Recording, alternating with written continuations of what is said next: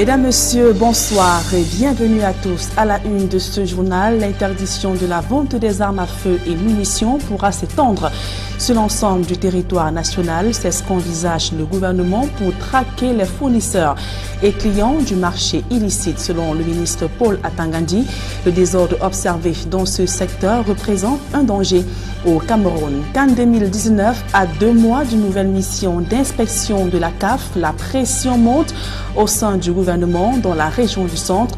Le gouverneur a appelé à une mobilisation accrue des prestataires afin de livrer les chantiers dans les délais. Voilà pour le sommaire.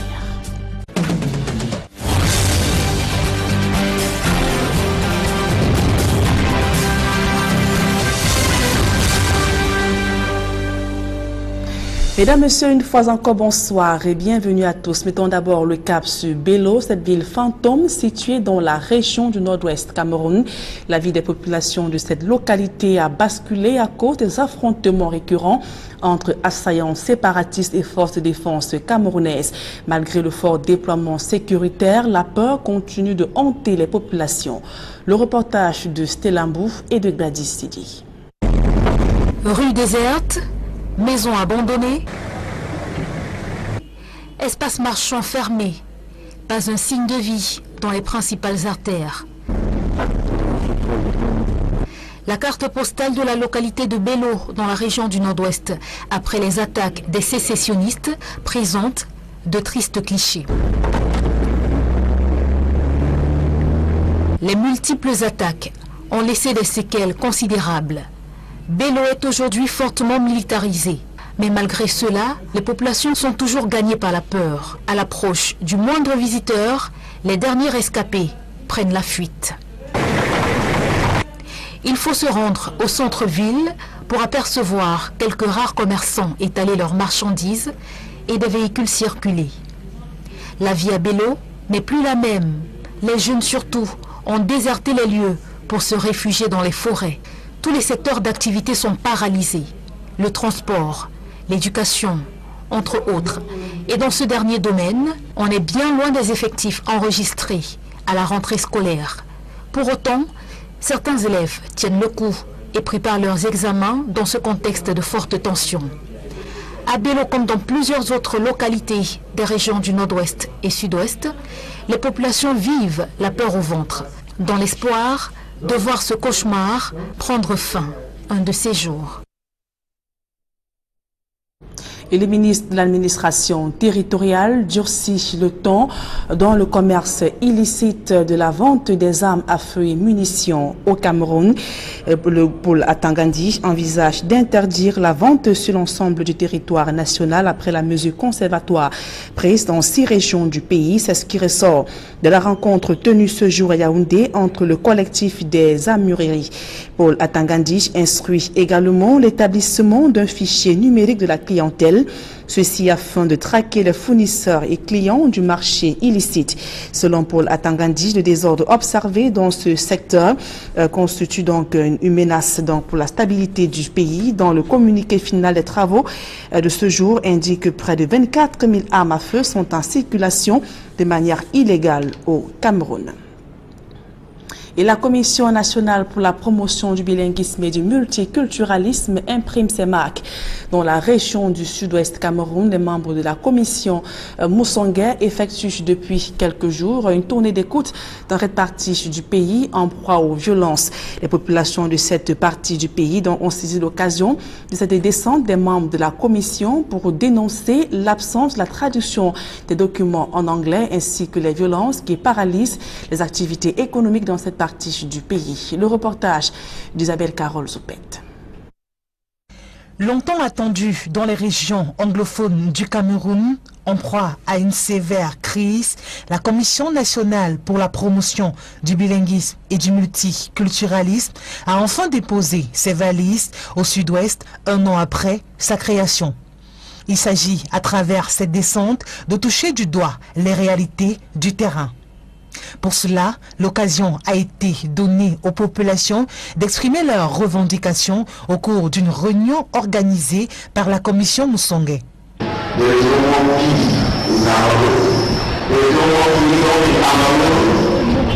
Parmi les revendications formulées, absence de plusieurs documents traduits en anglais, insécurité grandissante, l'économie qui tourne au ralenti. Autant de griefs qui n'ont pas laissé indifférents les membres de cette commission qui promettent d'apporter des solutions de manière méthodique. La Commission nationale pour la promotion du bilinguisme et du multiculturalisme, réponse du gouvernement camerounais aux revendications anglophones, peine jusqu'ici à trouver ses marques dans le chaudron de cette crise.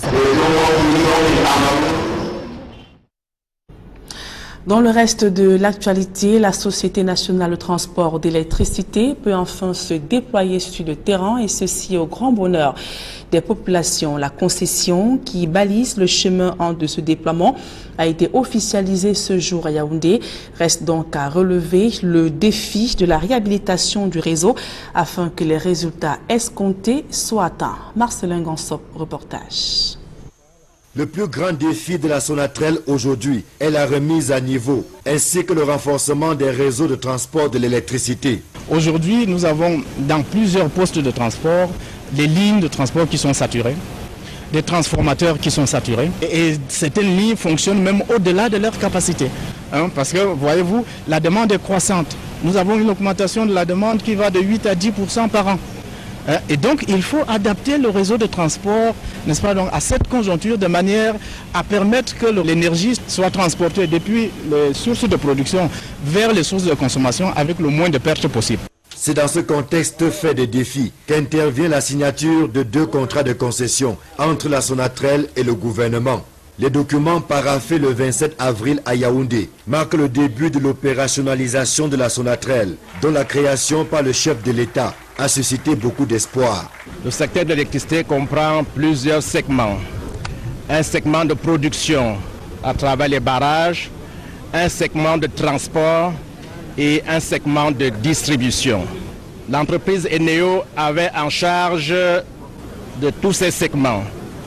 Mais aujourd'hui, par souci d'efficacité, le président de la République a donc créé la Sonatrel qui va désormais s'occuper de l'infrastructure de transport, les pylônes, les lignes haute tension que vous voyez, des barrages jusqu'aux postes de transformation. Et en même temps, cette entreprise va gérer les flux de production d'énergie qui sortent de ces barrages. Les chemins sont désormais balisés afin que la Sonatrel joue le rôle qui est le sien, à savoir le transport et la gestion du réseau de transport de l'énergie électrique. Maintenant que nous avons nos contrats de concession, nous avons l'habilité juridique à intervenir sur le réseau de transport. Nous connaissons, n'est-ce pas, tous les problèmes des populations en matière d'énergie.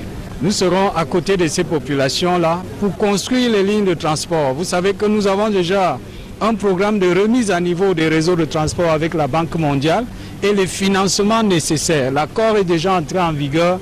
Il ne nous reste plus qu'à descendre sur le terrain. Créée par décret présidentiel le 8 octobre 2015, la Sonatrel est une société à capital public dont l'État est l'unique actionnaire. Une catastrophe écologique menace les habitants du quartier Bilangé 2. C'est dans le 3e arrondissement de la ville de Douala. Les déchets industriels et ordures ménagères déversés dans le cours d'eau d'Indin polluent l'environnement et exposent les populations à de nombreuses maladies. Les multiples plaintes envers les pouvoirs publics sont restées lettres mortes. Plus de précisions dans ce reportage d'Innocent Abega et Leclerc Saken.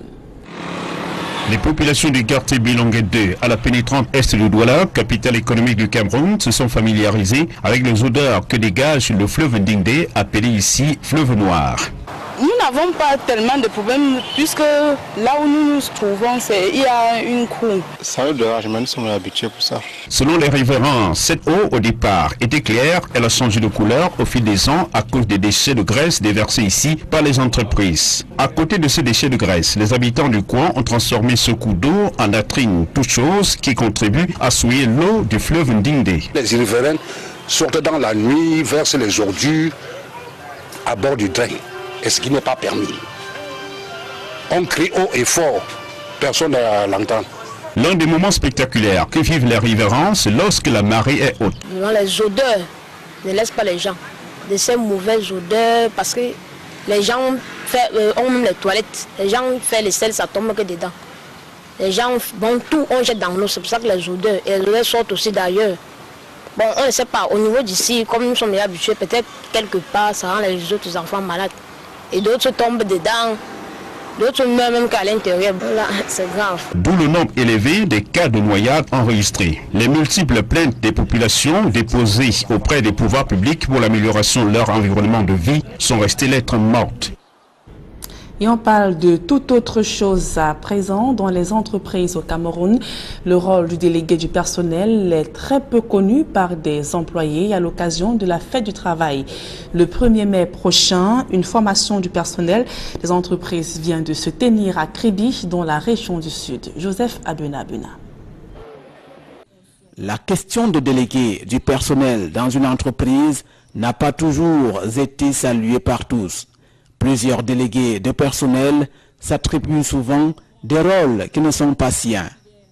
Le délégué ne doit pas seulement se résumer aux revendications. Le délégué doit se résumer à celui-là même qui porte les revendications, qui connaît ses droits et ses obligations vis-à-vis de son employeur et vis-à-vis de ceux qui les ont élus.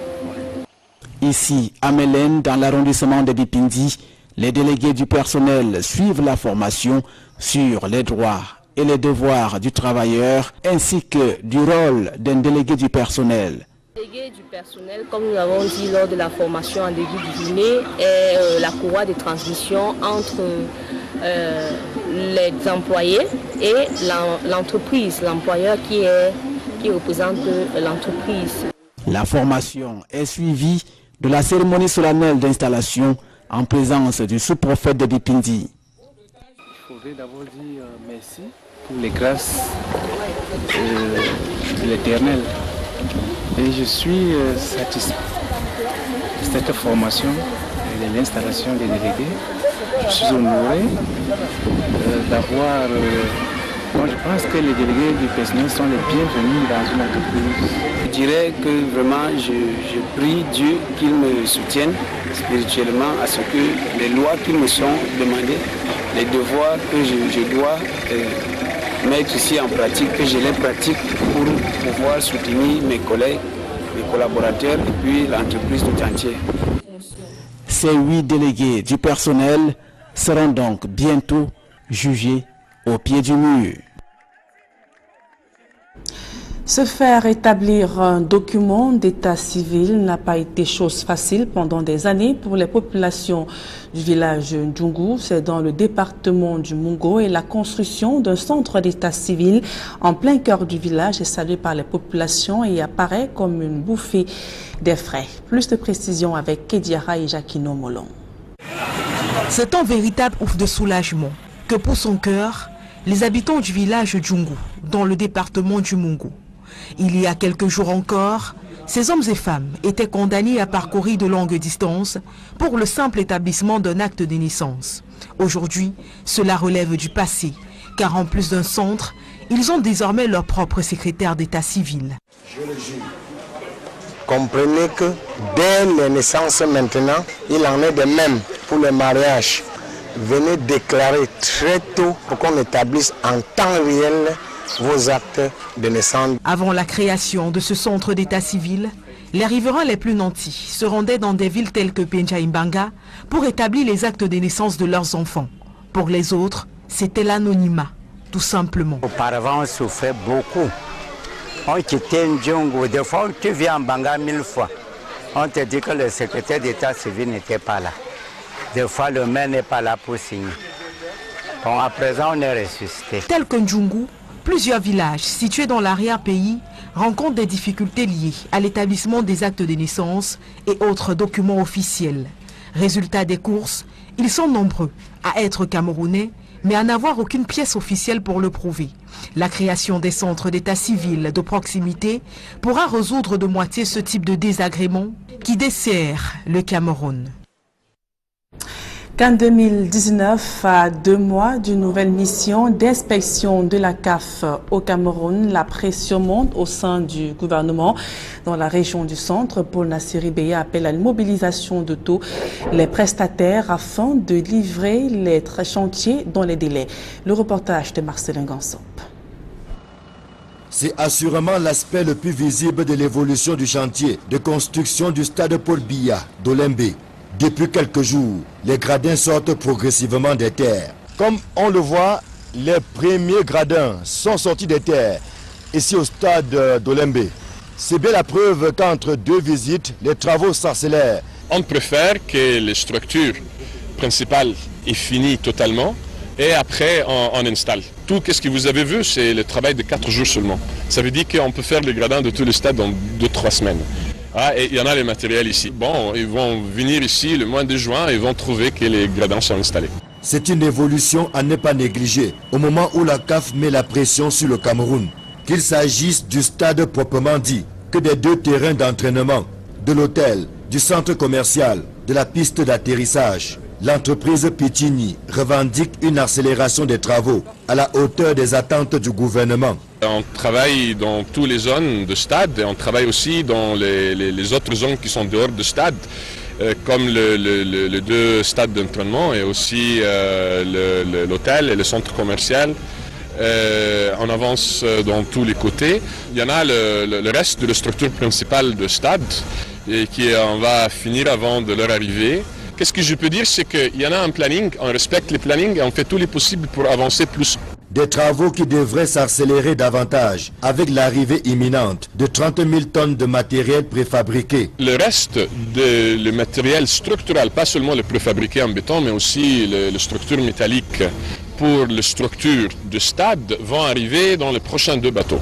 Il y a un bateau qui arrivera demain, il y a le dernier bateau pour le stade qui doit être ici le 10 mai. C'est déjà quitté l'Italie 3 jours avant et c'est en cours pour arriver ici. Normalement, ça prend 2 semaines. En visite sur le site d'Olembe, comme c'est désormais la tradition, le gouverneur de la région du centre s'est réjoui des avancées enregistrées, non sans mettre une pression supplémentaire sur Pichini, au regard des délais qui courent. Notre mission et notre objectif comme président de site était de venir voir l'évolution de ces chantiers qui, ma foi, a évolué depuis notre dernier passage. Et nous avons demandé à un certain nombre de travaux à être réalisés avant le mois prochain. Et qu'avant l'arrivée de la mission de la CAF, que la plupart de ces choses qui étaient données dans le cahier des charges soient prises en compte pour permettre à ce que nous ne serons pas dans la situation d'être critiqués.